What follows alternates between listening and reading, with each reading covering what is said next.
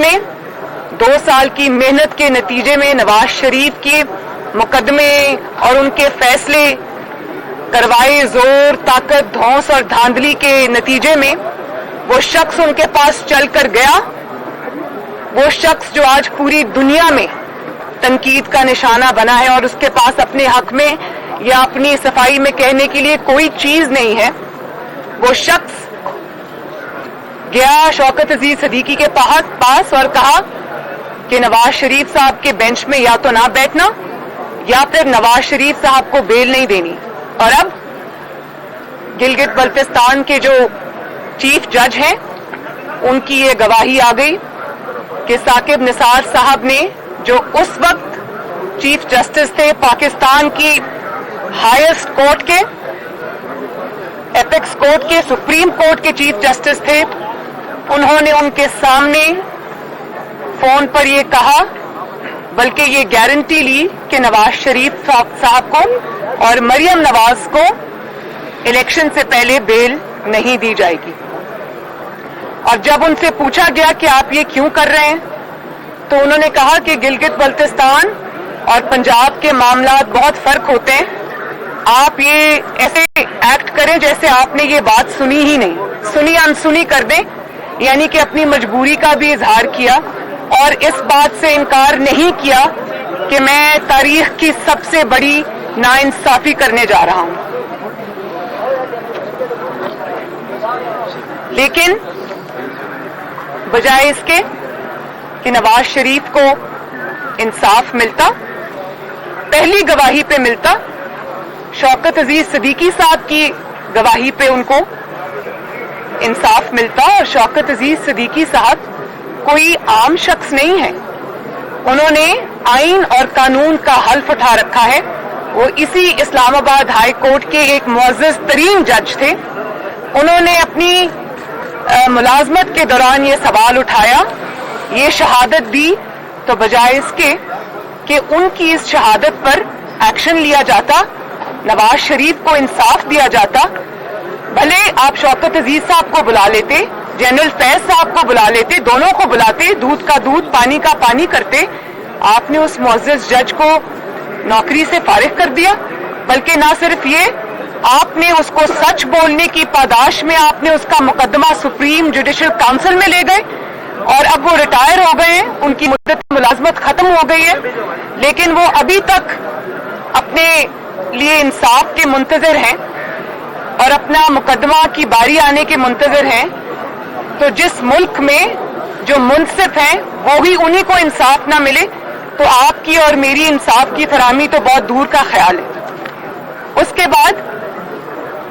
शहादत आई खुद सजा देने वाले जज की, जिनका नाम अरशद मलिक है,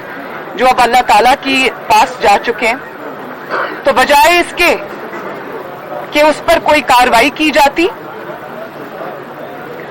उनकी जो इल्जामात थे उसकी तहकीकात होती, आपने उन्हीं को नौकरी से बर्खास्त कर दिया और उस मामले को इस तरह दबा दिया जैसे वो कोई मामला ही नहीं था। बजाय इसके कि आप तहकीकात करते कि अरशद मलिक को उसकी वीडियो किसने दिखाई और क्यों ब्लैकमेल किया, एक सिटिंग प्राइम मिनिस्टर को या जिसकी हुकूमत थी उसको सजा देने के लिए, जाली सजा देने के लिए आपने उस जज को कहा कि वो कानून के जो चेहरे पर दाग है, बदनुमा दाग है, तो वो दाग आपने मिटाने की कोशिश नहीं की, बल्कि आपने उस दाग को मजीद गहरा किया और जज को सजा दी, शहादत देने वाले को सजा दी, लेकिन जिसके बारे में उसने शहादत दी थी उसके बारे में आपने कोई एक्शन नहीं लिया। और अब जो गिलगित बल्तिस्तान के चीफ जज साहब हैं, उन्होंने जो इंकशाफात किए हैं उस पे इस्लामाबाद हाई कोर्ट ने तौहीन का नोटिस उनको दिया है, अंसार अब्बासी साहब को, जिन्होंने ये खबर जो है वो अखबार में छापी और जिस मीडिया हाउस ने चलाई, उनको अदालत में बुला लिया गया और उनको सिर्फ एक पैगाम रसा होने का उनको उसकी सजा ये दी गई कि उनके ऊपर तौहीन लगा दी गई اور اس کا نوٹس جاری کر دیا گیا. حالانکہ آپ ان کو بھی بلاتے, ان سے سچ پوچھتے, سنتے, لیکن سب سے پہلا نوٹس اگر کسی کو جانا چاہیے تھا تو وہ تھے ایکس چیف جسٹس اور تب کے sitting chief justice Saqib Nisar صاحب. اور ثاقب نثار صاحب صرف یہ کہہ کر پلہ جھاڑ لینا کہ مجھے کیا مصیبت پڑی ہے کہ میں آ کر جواب دوں یا عدالتوں کے چکر لگاؤں, تو یہ تو جواب آپ کی جو آپ نے ظلم کیا ہے, ناانصافی کی ہے, اس کا ثبوت ہے. جب نواز شریف صاحب پر الزام لگا, مجھ پر الزام لگا, تو ہمارا پہلا ریاکشن کیا تھا؟ کیونکہ ہم بے قصور تھے, ناجائز الزام تھا, تو ہم نے کہا ہم کھڑے ہیں, ہمارا احتساب کرو. 200 کے قریب ہم نے پیشیاں بھگتی جعلی مقدموں کے اندر. اور آپ ثاقب نثار صاحب, آپ نے ساری زندگی آپ انصاف کے قانون کے طالب علم رہے ہیں, انصاف کی تفصیل کے ذمہ دار رہے ہیں, ہائیسٹ کورٹ کے سربراہ رہے ہیں, اور آپ نے یہ کہہ کر پلہ جھاڑ لیا کہ میں کیوں اس میں آؤں؟ نہ میں انکار کر رہا ہوں, نہ میں اقرار کر رہا ہوں, مجھے کیا ضرورت پڑی ہے عدالتوں کے چکر لگانے کی؟ تو میں آپ سے یہ پوچھنا چاہتی ہوں کہ نواز شریف تو 3 دفعہ کا وزیر اعظم تھا, اس نے اپنے پورے خاندان سمیت, اپنی بیٹی سمیت, اس نے جھوٹے مقدمات کو, آج یہ 5واں سال ہے ہمیں عدالتوں کے چکر لگاتے ہوئے. اگر ایک منتخب وزیر اعظم, 22 کروڑ عوام کا منتخب وزیر اعظم آفس چھوڑ سکتا ہے, عدالتوں کے سامنے پیش ہو سکتا ہے, ججز کے سامنے پیش ہو سکتا ہے, قانون کے سامنے سر جھکا سکتا ہے, آئین کے سامنے بے گناہ ہوتے ہوئے بھی سر جھکاتا ہے, تو آپ آئین اور قانون سے ماورا کس طرح ہو گئے؟ اور آپ کو یہ علم ہونا چاہیے کہ جب کوئی بیان حلفی آتا ہے, جب کوئی ایفیڈیوٹ آتا ہے, تو اس کے جواب میں بھی بیان حلفی ہی لایا جاتا ہے. اس کے جواب میں کوئی سٹیٹمنٹ نہیں دی جاتی جس میں یہ کہا جائے کہ کوئی ہوتا کون ہے مجھے عدالت میں بلانے کا, میں چکر عدالتوں کی نہیں لگا سکتا. آپ جھوٹے مقدمات میں وزیر اعظم کو عدالتوں کے چکر لگوا سکتے ہیں, عوام کے منتخب نمائندوں کو آپ چکر لگوا سکتے ہیں, لیکن آپ ایک سچے الزام میں جس کا ثبوت پوری دنیا نے دیکھا, اس میں آپ ایک عدالت کے سامنے پیش ہونے کی بھی روادار نہیں ہے. اور پھر آپ یہ دیکھیں کہ انصاف کے معیار آپ دیکھیں کہ مشرف کو سزائے موت سنا دینے والی جو عدالت تھی یا جو فیصلہ تھا, اس کو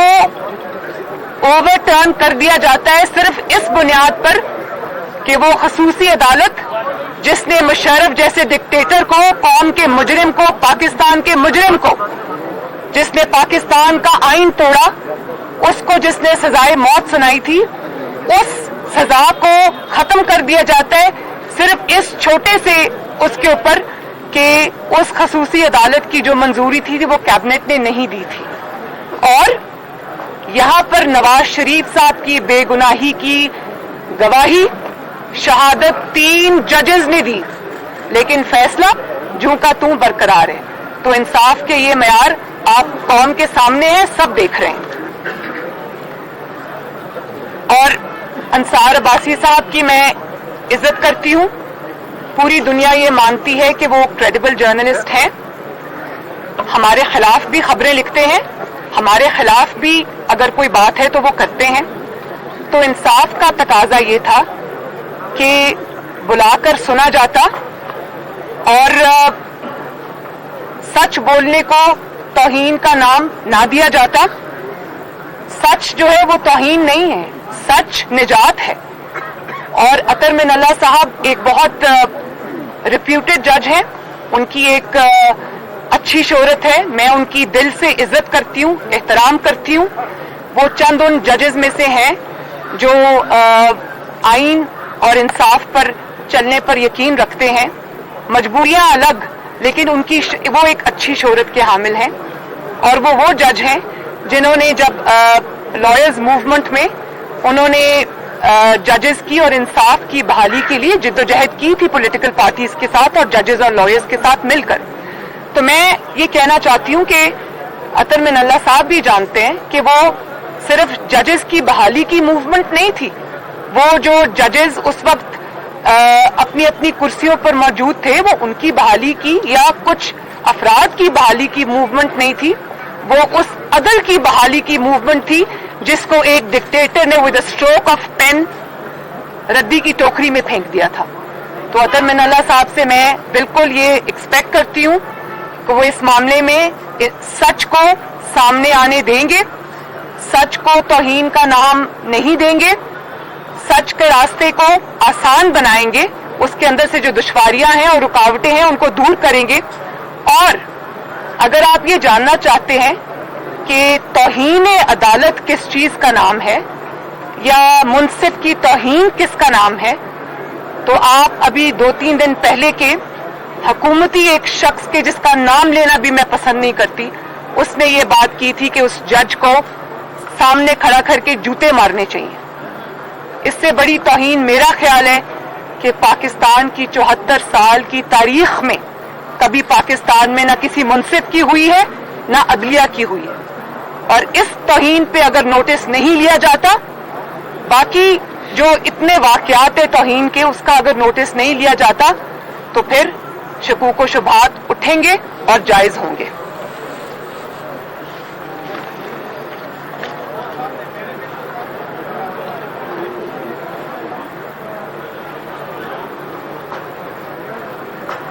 और मैं ये कहना चाहती हूं,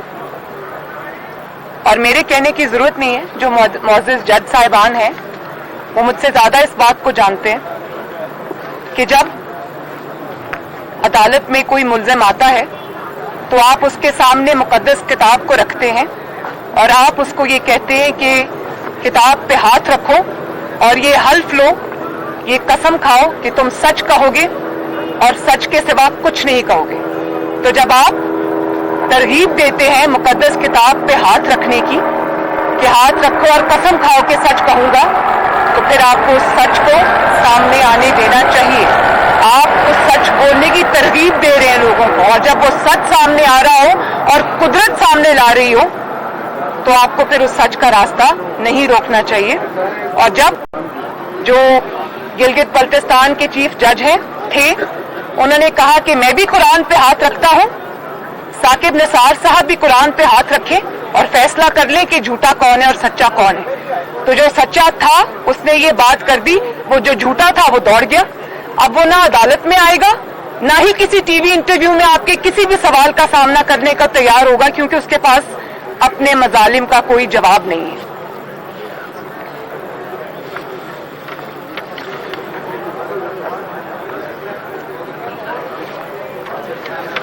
और सिर्फ मैं जो गिलगित बल्तिस्तान के चीफ जज हैं, मैं सिर्फ उनकी गवाही पर नहीं जाती, उसका फैसला अभी होना बाकी है। लेकिन जिन चीजों का फैसला हो चुका, जिन चीजों से ये साबित हो चुका कि साकिब निसार साहब न सिर्फ कानून के, अदलिया के, कौम के, आईन के और इस 22 करोड़ अवाम के मुजरिम हैं, उन चंद चीजों में से मैं आपको जरा कुछ दोबारा याद दहानी करा दूं कि जो कुर्तियां उन्होंने अपने चीफ जस्टिस होने के दौरान दिखाई थीं, उससे साफ जाहिर था कि उनके सामने एक नेफेरियस डिजाइन था, एक साजिश थी जिसको उन्होंने अंजाम देना था, जिसका वो मोहरा बने। उनके सामने एक एजेंडा था जिसकी तकमील उनकी जिम्मेदारी, उनकी जो सरबराही है उसमें होना थी। चुन चुन कर उन्होंने मुस्लिम लीग नून के लोगों पर तौहीन अदालत लगाई, मुस्लिम लीग नून के सिटिंग MNAs पर लगाई, मुस्लिम लीग नून के विनिंग हॉर्सेस पे लगाई, उनके इलेक्टेबल्स पर लगाई, जिनका उनको यकीन था कि ये मुस्लिम लीग नून के लोग इलेक्शन में जीत के मुस्लिम लीग नून की नंबर ऑफ सीट्स में इजाफे का बाइस बनेंगे, जिसमें ये तलाल चौधरी साहब आपके साथ खड़े हैं, मेरे दाएं दानिया नजीर साहब ये साथ पीछे खड़े हैं, मेरे दाएं बाएं आगे पीछे मुस्लिम लीग नून में आपको उन लोगों की कमी नजर नहीं आएगी जिनको चुन चुन कर तौहीन अदालत पर सुओ मोटो नोटिस लेकर उनको सच बोलने की पादाश पर उनको इंतखाबी मैदान से बाहर किया गया। साकिब निसार साहब ने किया, और ना सिर्फ ये बल्कि हमारे सेनेटर्स को, हमारे अपने एमएनएस को, एमपीएस को, सेनेटर्स को उन्होंने शेर के निशान पर इलेक्शन लड़ने से रोका, क्योंकि वो जानते थे कि वो मुंतखब हो जाएंगे और पीएमएलएन की इलेक्टोरल स्ट्रेंथ का बाइस बनेंगे। और उसके अलावा बदनाम जमाना, अब मैं क्या कहूं, पैनामा करते हुए जो इकामे पर जिल्लत का सफर इख्तिताम पजीर हुआ, वो साकिब निसार साहब की सरबराही में हुआ। और वहीं पर उन्होंने बस नहीं किया,